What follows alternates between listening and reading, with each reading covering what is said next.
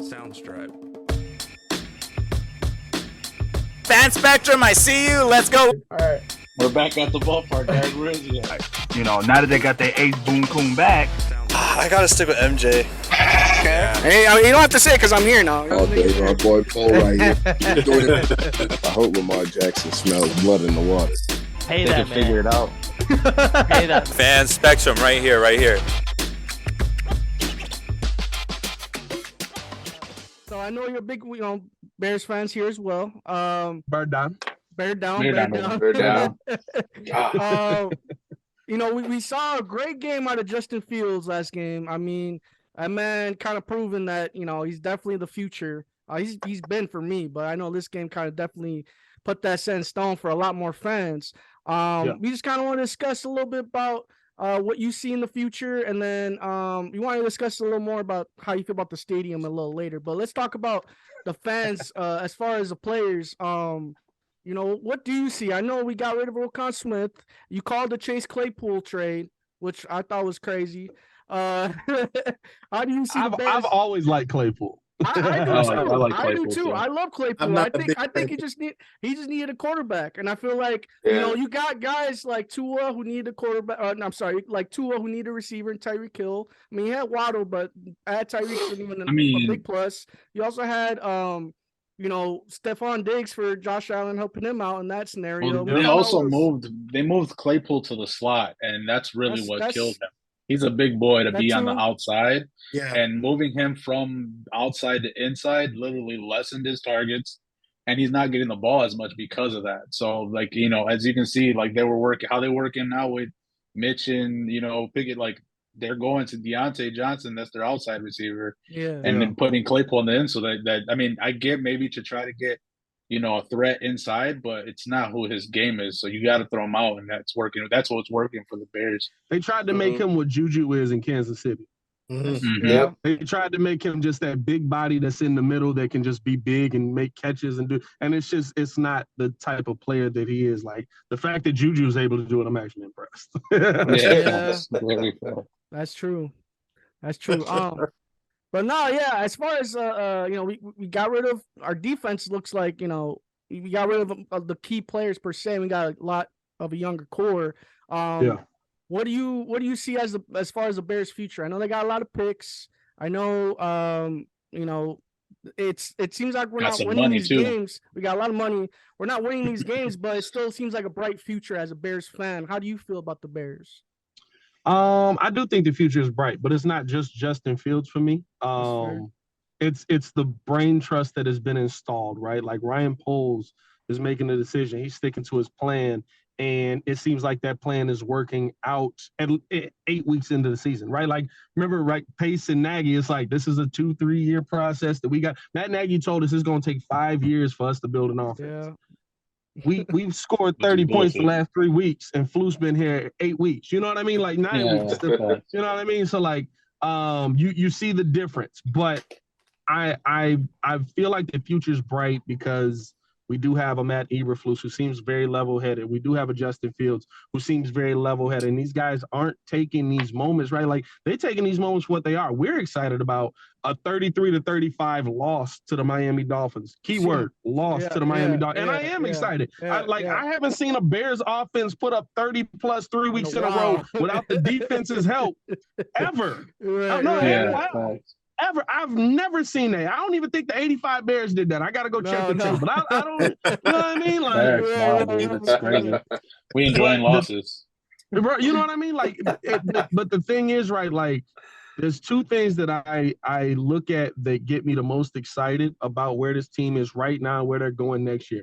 It's the picks, because you're going to be able to go out, and at a minimum, you're going to be able to find Justin that big weapon. I think they go O-line. You probably do draft one O-lineman, but I would pay O-lineman. I don't want rookies standing in front of Justin. Mm-hmm. He looks like he can play. He looks very valuable. Go spend $90 million on your offensive line. Figure out where the rest of the money's going after that. Protect the man. Protect the man first. Protect the man. Right. But the other thing that gets me the most excited about this team is that if we figure out the offense, I've watched this Chicago Bears team my whole life. I've watched tape of this Bears team from before I was born. I've watched this. I've probably watched every season from like 1979 on. Man. That's when Walter came in the league, right? 78 on.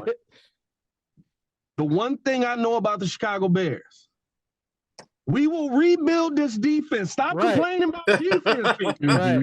Right. Speaking. We traded our linebacker. He's top 3 in the NFL. We gonna find 7 more of them before we die. Right. Linebackers come out of Chicago. It seems like we can't figure out how are we gonna find the 3 technique. We can't not find them. They come to us. They do. They just born in Chicago. That's what it seems like. You know what I mean? Like, listen, and guess what? First game that you hear about Ryan Poles be at Georgia.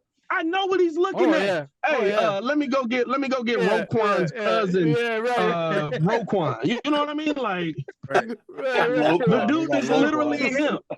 Let me go get Loquan. You know, he comes at a little cheaper price. You know what I mean? Like, I'm not worried about the Chicago Bears building a defense ever. Guess what? First 2 picks this year. And here's the thing, right? There's a lot of people that complained about the weapon. I do think, I will say this. I do think you should have got a receiver because I think that you traded that 2nd-round pick to go get Chase Claypool. It's because you didn't use that 2nd-round pick to go get George Pickens. But say that too. You know what I mean? Like, yeah, listen, I'm willing to call a spade a spade. And they didn't get a single receiver till the 3rd round. Velus Jones. 3rd round, and Bayless looks bad. You know what I mean? It looks bad. Bayless looking rough. But the first 2 picks, right? Jaquan Brisker looks like he's a dog. Kyler Gordon's gotten better every week. Jaquan Brisker is making players that are standing next to him that we paid a whole lot of money to be good. And then they stopped being good. We paid a whole lot of money to them. And now all of a sudden they can play football again. And Eddie Jackson, right? So like, I'm not worried about the Bears defense in the slightest. How's this offense going to continue to build? How is Luke Getsy going to continue to build? And the other thing that gets me excited is, right, that I see that Flus is not just a coordinator. Flus is a great leader of men. He's a great developer. He's a great head coach. Well, I'm not gonna say great. Relax, Pat. He looks really good. He looks motivating. He looks motivating. He looks really good. You could tell the difference from last year to this year, big time. And I do like that a lot. It's accountability. It's the accountability piece. It's making them responsible for what they're doing. You want to start, let the guys play. Let the guys play. You don't gotta, I feel like he's giving Justin a lot more, freedom. Like, I think you can do it. Let's, I'm gonna give Getsy to some of that credit too, because Getsy. I'm giving Getsy a lot of that credit. He definitely figured it out. No, that too, definitely. But even that, right? Like not forcing it. Exactly. Even not forcing it, right? Like with Mitch, Nagy was like, "No, you're gonna be a pocket passer." Listen, on a leash. It makes you a better. I think Mitch has to run. If Mitch becomes a running quarterback, we talk about Mitch better. But they figured him out. He's a one-trick pony. He can run the ball. He can beat man cover. Yeah. Right. Offensively, they gave Justin what he can handle based on the team that was in front of him and what they can handle. Justin wasn't dropping back to throw the ball 30 times at the beginning of the season because he'd have died. They wouldn't have Justin Fields right now. We'll be on the injury report. It's I keep hearing the complaints. Why aren't we throwing the football more? Well, first off, we're running for 280 yards. Right. We're the best rushing team in the NFL. The Bears, the Bears have always been run first, though. That's my whole thing. I don't know why. Exactly. Yeah. But you know what? For the modern NFL, you have to be able to pass. You have to have that quarterback. Yeah, you do, and I think that the biggest thing with the team that we have now is that we have guys that are understanding where the team is at in the moment. It's not about what the team should be, what we should be doing, where we are. It's about what are we right now.